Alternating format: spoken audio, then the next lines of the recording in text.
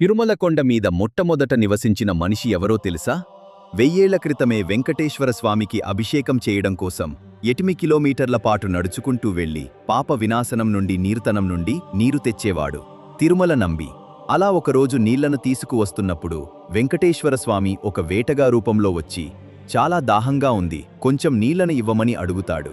అది విన్న తిరుమల నంబి, ఇవి స్వామివారికి అభిషేకం చేయడానికి తెచ్చిన నీళ్లు, ఇవ్వలేను అని చెప్పి వెళ్ళిపోతాడు.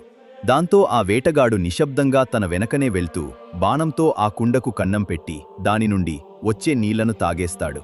అయితే గురి దగ్గరకు వచ్చి చూసేసరికి కొండలో చుక్కనీళ్లు కూడా ఉండవు. దాంతో నంబి చాలా బాధపడతాడు.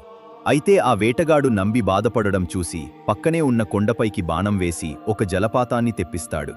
ఆశ్చర్యంతో చూస్తున్న నంబితో, ఈ రోజు నుండి నీ స్వామి అభిషేకానికి కావాల్సిన నీళ్లను, ఇక్కడ నిల్సిన నీళ్లను ఇక్కడ నుంచే తీసుకో అని చెప్పి మాయమైపోతాడు. ఆ జలపాతమే తిరుమలలో మనం చూసే ఆకాశగంగ వేటగాడి రూపంలో వచ్చింది. స్వయంగా వెంకటేశ్వర స్వామి ఆ రోజు నుంచి తిరుమల నంబి గుడి పక్కనే చిన్న ఇల్లు కొట్టుకొని మొట్టమొదటి తిరుమల నివాసి అయ్యాడు. ఫ్రెండ్స్, గోవిందా గోవిందా అని కామెంట్ చేయండి.